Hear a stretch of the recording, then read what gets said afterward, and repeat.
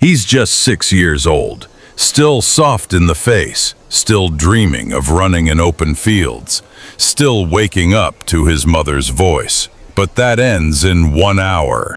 Outside, the soldiers are already walking up the road. Their boots press into the dirt like it owes them something. Inside the small stone house, the mother is packing nothing. There is nothing to pack. The child isn't allowed to take anything with him. Not the wooden toy his father carved. Not the blanket his grandmother stitched. Not even his name. He doesn't know it yet, but today is the last day he will be spoken to like a person. His mother kneels in front of him and adjusts his tunic. Her hands shake. She tries to smile. She tells him to stand tall and be strong. He tries. He doesn't know why her eyes are wet. He doesn't understand what this is. This isn't school. This isn't training. This is removal. This is the beginning of being unmade. The door knocks once. The boy looks up at the sound. His mother doesn't. She knows what happens next. When the soldiers enter, they don't greet her. They don't look at her. The boy is now the property of the state. That's what Sparta means. It means the child doesn't belong to the mother. It means children are born to be taken. One soldier places his hand on the boy's shoulder. It's firm, but not cruel. Cruelty comes later. This is just the handoff. The boy looks back at his mother. She gives him one nod. That nod will haunt her for the rest of her life, because that's how she said goodbye. One nod and silence. He walks out the door barefoot and confused. She stays kneeling on the floor until the sun is high and the house is quiet. The Agoge doesn't begin with violence. It begins with silence. The boys are led to a building of stone and darkness. They are told to strip. They are told to wait. Then the instructors come, not with kind voices, not with instruction, but with removal. They remove softness. They remove identity. They remove the idea that anyone will help you. You are 7. You are cold. You are already hungry. And you are alone in a building with 50 other boys who all feel the same fear. But no one shows it. Showing it brings pain. Hiding it brings survival. That's your first lesson. Fear is weakness, and weakness is punished. That night, the boys lie on bare stone. There are no beds, no blankets, just bodies curled against the cold. One boy whispers a name, maybe his own, maybe his mother's. An older boy hears it and beats him until he learns silence. Another lesson. Words are dangerous. Sleep comes slowly, and only if your body gives up before your mind does. In the dark, someone begins to cry. The others hear it. No one says anything. No one moves.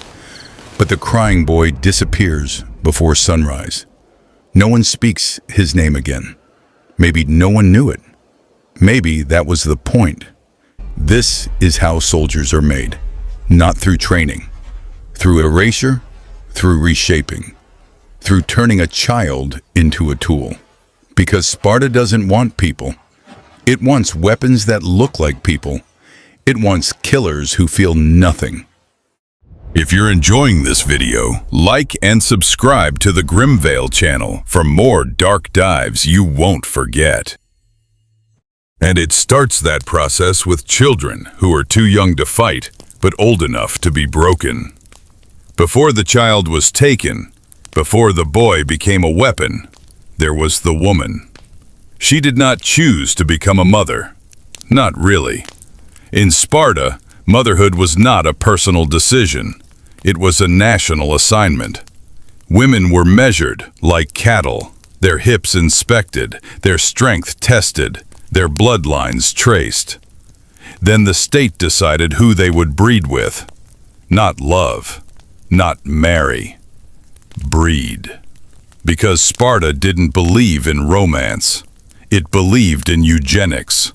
It believed in selecting men like breeding bulls and assigning them to women like assets. A strong man was paired with a strong woman, not to make a family, to make a soldier. She was told to accept it as an honor. She was told her womb belonged to Sparta. Her job was to produce life for the war machine. If the child was born weak, he would be killed. That was not a secret. It was expected. The newborn was taken to a council of old men who inspected his body like a product. If he had no visible flaws, he was returned to the mother. If he cried wrong, or breathed wrong, or simply looked small, he was carried up the mountain and dropped into the pit. The mother was not allowed to follow. She was not allowed to protest. She was not even allowed to cry in public. That was weakness, and weakness was contagious. Her job was to keep producing until Sparta approved. But even when a child lived, the mother did not keep him for long. By 7, he was taken. If she had a daughter, the daughter stayed. But her training was no less brutal. Spartan girls were expected to be strong, muscular, fast. They were trained to fight, to run, to throw javelins. They were not prepared for marriage. They were prepared for breeding. They were told that their bodies belonged to Sparta, that their purpose was to produce the next generation of warriors. They were praised when they insulted weak men. They were celebrated for rejecting softness, because softness killed nations, and Sparta would not be soft. So even the women who had power had none. They owned land, they spoke in public, they had lovers, but none of it was freedom. It was just a different kind of chain. The kind that looks like choice but feels like duty. They were soldiers too, just without armor. Their war was reproduction. Their battlefield was the home. And their enemy was failure, because failure meant shame, and shame meant replacement. The entire society was designed to convert human beings into a system, one that did not allow deviation, one that punished weakness and worshipped control. And at the center of it was not a king or a god. It was the machine, the breeding, training, killing machine that called itself Sparta. And it was always hungry. Beneath the city of Sparta lived the majority. They were not citizens. They were not protected. They were not seen. They were the helots, enslaved people who farmed the land, served the army, cleaned the homes, and bore the weight of a society built on their backs. They outnumbered the Spartans by many times, but they were never allowed to gather, never allowed to hope, never allowed to breathe freely, because Sparta kept them under control with terror. Every year, the government declared ritual war on them, not a metaphor, not a strategy, a literal declaration. Spartan soldiers were allowed to kill helots without punishment, and they did, often. The most feared killers were not the generals. They were the teenagers, boys who had survived the Agoge and now faced their final test. They were sent into the countryside with a knife and a cloak and told to kill a helot without being seen. If they succeeded, they passed. If they failed, they were beaten or killed. This was not training. This was the crypteia, a secret police made of children, trained to stalk the innocent like prey, trained to look a man in the eyes and decide whether he was too strong, too proud, too confident, then slit his throat while he slept. This was how fear was maintained, by blood in the fields, by silence in the homes. The helots never knew when death would come. It might be in the form of a boy in the shadows. It might be in the form of a public execution, where a slave was forced to drink poison in front of a crowd. Or it might be nothing at all. Just the sound of footsteps behind you, and then darkness. Every helot lived like a hunted animal, and every Spartan child was trained to be a hunter. Some helots tried to resist. They whispered of escape, of uprising. But the punishments were legendary. Entire families executed. Rebellious villages burned. And when the bodies were left in the open, they were not covered. They were displayed to teach the others, to remind them that survival meant obedience. And even that was never guaranteed. Spartan children saw this. They were taken to witness these punishments, to learn what happens to enemies. But the enemies were never foreign. They were always domestic. Always the people who worked the fields and cleaned the clothes and served the meals. So the lesson was not just about power. It was about dominance. About turning people into objects. About teaching a boy that killing is not just permitted. It is expected. It is honorable. This was not an accident. It was not a flaw in the system. It was the system. A society that created terror to sustain itself. That raised its children to be executioners. That called horror tradition. And masked cruelty as discipline. He is 15 now. The boy who was taken from his mother is no longer soft. His body is lean from starvation, strong from constant training, scarred from punishment. His eyes do not wander. His voice rarely speaks. He has survived the beatings, the hunger, the cold, the tests, and now he faces the final one. He is given a knife. No armor, no food, just a target. A helot man marked by the state. Maybe he spoke too confidently. Maybe he looked too healthy. Maybe someone whispered that he was dangerous. It doesn't matter. The boy has his name. He has one night. If he returns successful, he becomes a man of Sparta. If not, no one will ask what happened. He will simply vanish like the others who failed. He finds the man just before dawn. The helot is tending to a fire. There is a child inside the house, a wife sleeping. The boy watches for a long time. He sees the man laugh. He sees him break bread and speak gently, and then he moves. Silent, practiced, trained. He slips through the doorway and does what he was taught. The knife is sharp, the throat is soft, the blood is fast. The child inside screams. The wife runs. The boy runs too, but not from guilt, from success.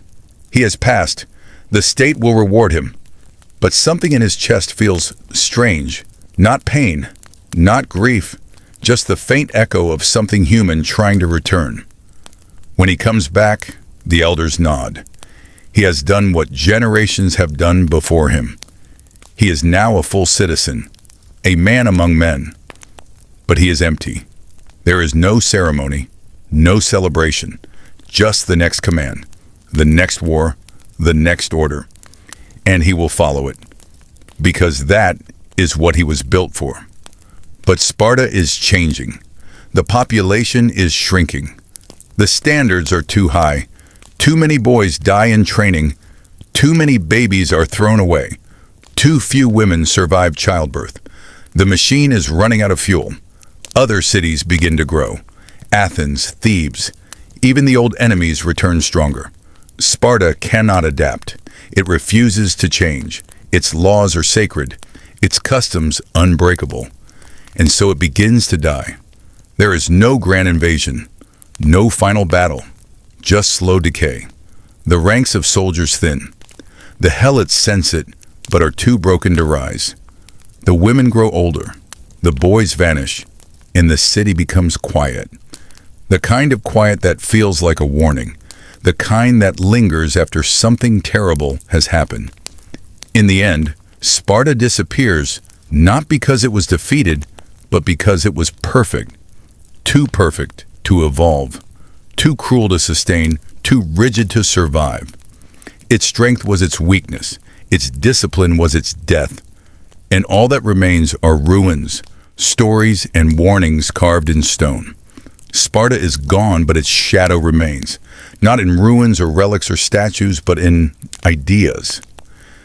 The kind of ideas that whisper about strength over compassion, order over freedom, purity over diversity. Ideas that glorify discipline so much they forget what it was for. Ideas that turn children into tools and women into factories. You don't need to wear armor to carry Spartan thinking. You just need to believe that suffering builds character and that love makes people weak. You just need to believe that some lives matter more than others. That pain is purification. That obedience is virtue. In classrooms that crush curiosity, in systems that reward cruelty, in voices that call empathy a flaw, you can hear Sparta breathing. In ideologies that control reproduction, that shame softness, that punish difference, you can see the old ghost flicker. It wears a modern face now, a cleaner language, but the pattern is the same. Turn people into parts, erase their will, call it strength, call it tradition, and when it collapses, blame the weak. But weakness never killed Sparta. Perfection did. The endless chase for control, the refusal to change, the worship of a machine that devoured its own children. That is what ended it. That is what left it in dust. So when someone praises the Spartan way, when they talk about honor and discipline and purity, ask them what it cost. Ask them who bled. Ask them whose names were erased to build the myth. And then look around. Look at the systems you live in. Look at the stories you're told. And ask if the machine is still running. Because Sparta did not fall. It was designed to fall. And what scares us most is not that it failed. It's that we keep trying to rebuild it.